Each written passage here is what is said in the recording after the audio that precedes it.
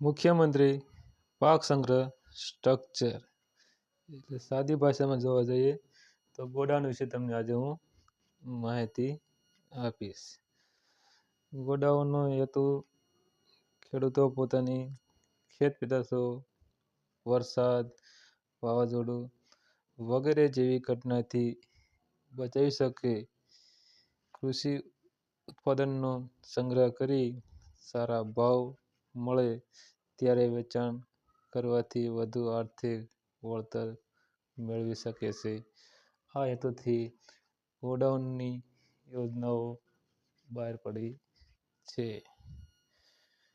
પાક સંગ્રહ સ્ટ્રક્ચરના સ્પેસિફિકેશન એટલે કે કયા પ્રકારનું સ્ટ્રક્ચર બનાવવાનું છે તે આપણે સરકારની ગાઈડલાઈન મુજબ માર્ગદર્શિકા મુજબ બનાવવાનું છે.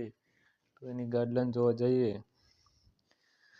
પાક સંગ્રહ સ્ટ્રક્ચર ગોડાઉનની માર્ગદર્શિકા સહાયનું ધોરણ રાજ્યના તમામ જાતિના ખેડૂતો માટે કુલ ખર્ચના 50% અથવા 75,000 રૂપિયા બેમાંથી ઓછું હોય તે મળવાપાત્ર છે.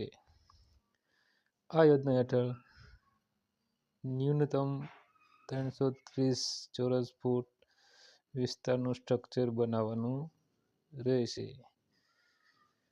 સ્ટ્રક્ચરના છતની મુખ્ય માપ ઊંચાઈ પ્લિન્થ લેવલથી 12 ફૂટ જ્યારે ન્યૂનતમ અને લઘુત્તમ પાયો ફાઉન્ડેશન જમીનથી 2 ફૂટ ઊંડાઈથી વધુ અને જમીનથી ન્યૂનતમ 2 ફૂટ ઊંચાઈએ પ્લિન્થ તૈયાર કરવાની રહેશે. પરંતુ સ્થાનિક પરિસ્થિતિને ધ્યાનમાં લઈ માપ ઊંચાઈ 10 ફૂટથી ઓછી નહીં તે ગ્રાહ્ય રાખવાની રહેશે. તેનાથી ઊંચાઈવાળું સ્ટ્રક્ચર સહાય માન્ય રહેશે નહીં. ઓછામાં ઓછો એક દરવાજો અને એક બારી ફરજિયાત છે. ફાઉન્ડેશનથી પ્લિન્થ સુધી તેમજ ફરતી દિવાલોનું ચણતર કામ અને ફ્લોરિંગમાં પીવીસીનું પાકું કરવાનું રહેશે. કોરુગેટેડ ગેલ્વેનાઇઝ્ડ શીટ, સિમેન્ટના પતરા, નળિયાની છત બનાવવાની રહેશે. લાભાર્થીના ખર્ચે આરસીસી ધરાવતી છત કરી શકે છે. ખેડૂતે મંજૂરીને આધીન પોતાના ખેતર ઉપર અન્ય હયાત સ્ટ્રક્ચરની એક પાકી ભીંત આવા સ્ટ્રક્ચર માટે ઉપયોગમાં લીધેલ હશે તો ગ્રાહ્ય રાખવાની રહેશે. આ પાક સંગ્રહ સ્ટ્રક્ચરનો ઉપયોગ ટ્યુબવેલ, કૂવાની ઇલેક્ટ્રિક રૂમ તરીકે ઉપયોગ કરી શકશે નહીં. આ યોજના હેઠળ ઓછામાં ઓછું 300 ચોરસ ફૂટનું કોન્ક્રીટ પ્રી ફેબ્રિકેટ સ્ટ્રક્ચર માન્ય ગણાશે. આ યોજના હેઠળ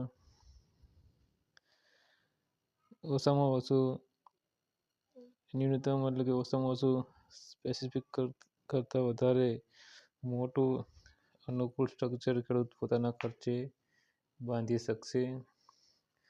સ્થાનિક પરિસ્થિતિને ધ્યાને લઈ ઓછામાં ઓછું 300 ચોરસ ફૂટ સુધીનું બાંધકામ માન્ય રહેશે અને 300 ચોરસ ફૂટથી નાનું બાંધકામ આ યોજના હેઠળ સહાય માટે માન્ય રહેશે નહીં. લાભાર્થીએ પૂર્વ મંજૂરીના આદેશથી ની તારીખથી નિયત કરેલ ન્યૂનતમ સ્પેસિફિક મુજબના પાક સંગ્રહ સ્ટ્રક્ચરના બાંધકામની કામગીરી દિન 30માં શરૂ કરવાની રહેશે. મહત્તમ 150 દિવસમાં સંપૂર્ણ બાંધકામ પૂર્ણ કરવાનું રહેશે અને સહાય ક્લેમ આધાર સહ રજૂ કરવાના રહેશે. સમય મર્યાદામાં બાંધકામ પૂર્ણ કરીને દરખાસ્ત ન મળેથી અરજી રદ કરવામાં આવશે.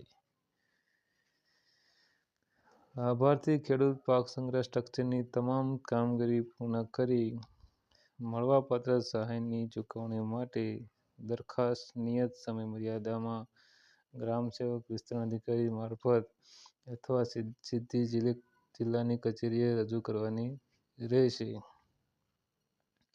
લાભાર્થીએ પાક સંગ્રહ સ્ટ્રક્ચર પોતાની ખેતીની જમીનમાં બનાવવાનું રહેશે. અરજદારશ્રીએ આવા સ્ટ્રક્ચર પોતાની ખેતીલાયક જમીનમાં ઊભું કરવાનું હોય તો કોઈ બિન ખેતીલાયક જમીન પર કરાવવાની રહેશે નહીં. ગ્રામ સેવક વિસ્તરણ અધિકારી અને અન્ય ટેકનિકલ અધિકારીશ્રી મારફત બાંધકામને સ્ટ્રક્ચર ઊભું કર્યાની કામગીરી પૂર્ણ કર્યાની સ્થળ ચકાસણી કરવાની રહેશે. સહાયની રકમ ECS, RTGS અને NEFTથી લાભાર્થીના ખાતામાં જમા કરવામાં આવશે. આ યોજનામાં જે તે વર્ષના ઠરાવની જોગવાઈ વખતના સુધારા મુજબની શરતો સહાયને આખરી ગણવાની રહેશે. આ છે આપણે સરકારની ગાઈડલાઈન 2023-24ની.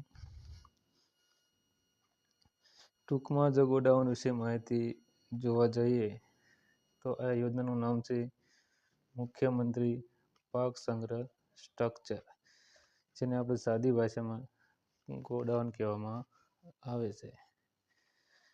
સહાયનું ધોરણ જોવા જઈએ તો ગોડાઉનના કુલ ખર્ચના 50% અથવા 75,000 મળશે. સમજવા જઈએ તો આપણે ગોડાઉન બનાવવાનો ખર્ચ 2 લાખ રૂપિયા થયા હશે તો એના ખર્ચના 50% એટલે કે 1 લાખ રૂપિયા નહીં મળે, પરંતુ ત્યારે આપણને 75,000 રૂપિયા મળવાપાત્ર છે. ટૂંકમાં આપણને 75,000 રૂપિયા મળવાપાત્ર છે. ગોડાઉનનું માપ જોવા જઈએ તો 330 ચોરસ ફૂટનું બનાવવાનું રહેશે. દાખલા તરીકે લંબાઈનું માપ અને પહોળાઈનું માપનો ગુણાકાર કરવાથી આપણે કુલ માપ મળી જાય છે. લંબાઈ ગુણ્યા પહોળાઈ કરતા જે માપ મળે એ મુજબ આપણે એનું ઓછામાં ઓછા જે માપ કીધું છે એ મુજબ બનાવવાનું રહેશે. દાખલા તરીકે જો 20x17 કરવી તો 340 થાય છે અને 22x15 કરવી તો 330 થાય છે. આ રીતે આપણને જે આપણા ખેતરમાં અનુકૂળ હોય એ મુજબ લંબાઈ રાખી અને પહોળાઈ રાખી અને ઓછામાં ઓછું 330 ચોરસ ફૂટનું બનાવવાનું રહેશે. આમાં કોઈ માપ ફિક્સ હોતો નથી. આવા વગેરે આપણી અનુકૂળતા મુજબનું ગોડાઉન બનાવી શકો. ગોડાઉન બનાવવાની જગ્યાએ આપણે પાયાનું માપ 2 ફૂટ ખાડો પાયામાં ઊંડો કરવાનો રહેશે. 2 ફૂટ પાયો જમીનની નીચે થઈ ગયા પછી જમીન ઉપર આપણે પ્લિન્થનું કામકાજ કરવાનું રહેશે, જે પણ 2 ફૂટ જમીનથી ઉપર કરવાનું રહેશે. પ્લિન્થ બની ગયા પછી આપણે પ્લિન્થની ઉપર આપણે 10 ફૂટ ઊંચાઈ કરવાની રહેશે.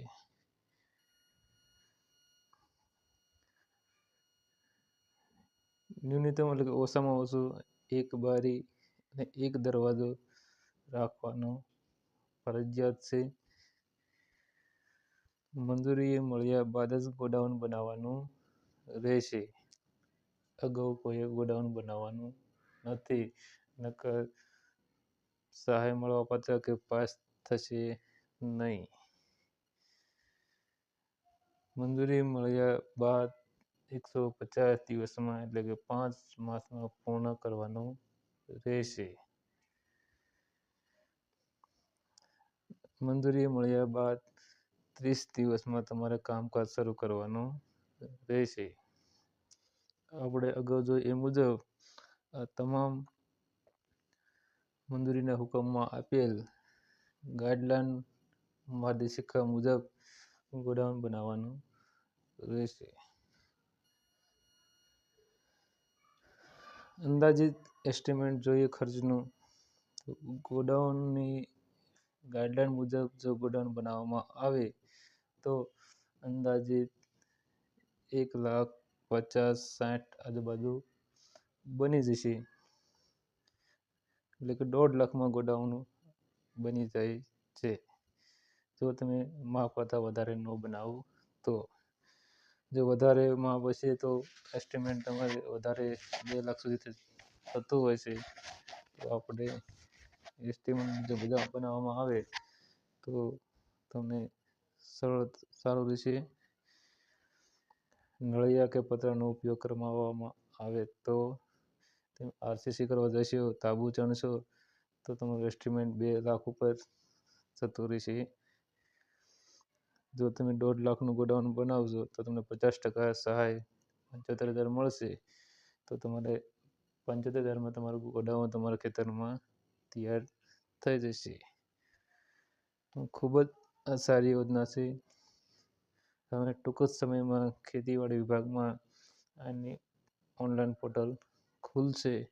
એટલે આપણે જે ખેડૂત આ ગોડાઉન બનાવવા માગતા હોય તે પોતાની અરજી કરી દેવા વિનંતી છે. ગોડાઉનની અરજી પાસ થયા બાદ, મંજૂર થયા બાદ જ્યારે તમને પૂર્વ મંજૂરીનો હુકમ મળે ત્યારે પછી તમને સ્થળ ચકાસણી માટે ખુલ્લા પ્લોટનો ફોટો પાડવાનો રહેશે. તમારે જ્યાં ગોડાઉન બનાવવાનું હોય છે ત્યાં તમારે સ્થળ દેખાડી અને ખુલ્લા પ્લોટનો ફોટો પડાવવાનો રહેશે. આપ જોઈ શકો છો એક ખેડૂતે બનાવેલ ગોડાઉનનો ડેમો. જો તેમને આવી રીતે પહેલાં ખુલ્લા પ્લોટનો ફોટો પડાવ્યા બાદ ગોડાઉનનું કામકાજ શરૂ કરાયેલ છે. આ છે ખુલ્લા પ્લોટનો ફોટો બાદ પાયાનું કામકાજ આપ જોઈ શકો છો. ત્યારબાદ પ્લેન્થ લેવલે આવે ત્યારે તમારે એક બીજો ફોટો પડાવવાનો રહેશે અને બાકી તમારે સંપૂર્ણ કામકાજ પૂર્ણ થાય પછી એક ફોટો પડાવવાનો રહેશે. ટૂંકમાં પાસ થયા બાદ જ તમારે ગોડાઉનની કામગીરી શરૂ કરવાની રહેશે. અગાઉ બનાવેલું ગોડાઉન પાસ થતું નથી, મંજૂર થતું નથી. એ વાત આપણે ધ્યાનમાં લેવાનું રહેશે. ગોડાઉન પૂરું થયા બાદ તમારે ગોડાઉનની ઉપર 7 પગલાં ખેડૂત કલ્યાણ અંતર્ગત ખેડૂતનું નામ, ગામ, તાલુકો, જિલ્લો, યોજનાનું નામ, ખેતીવાડી ખાતાની મુખ્યમંત્રી પાક સંગ્રહ સ્ટ્રક્ચર યોજના અને વર્ષ આવું તમારે ગોડાઉન ઉપર લખવાનું રહેશે. ત્યારબાદ ટીમ દ્વારા તમારા ગોડાઉનની સ્થળ ચકાસણી એન્જિનિયર દ્વારા કરવામાં આવશે. તેનો માપ સહિત તમામ માની માપણી કરવામાં આવશે. ત્યારબાદ ગોડાઉન પાસ થયા બાદ જ તમારી આગળની પ્રોસેસ દરખાસ્ત અને પેમેન્ટની પ્રોસેસ થશે. એટલે સરકારની ગાઈડલાઈન મુજબ ગોડાઉન બનાવવાનું રહેશે. વધુ માહિતી માટે તમારા નજીકના જિલ્લા ખેતીવાડી અધિકારી ખેતીવાડી શાખાનો સંપર્ક કરવાનો રહેશે.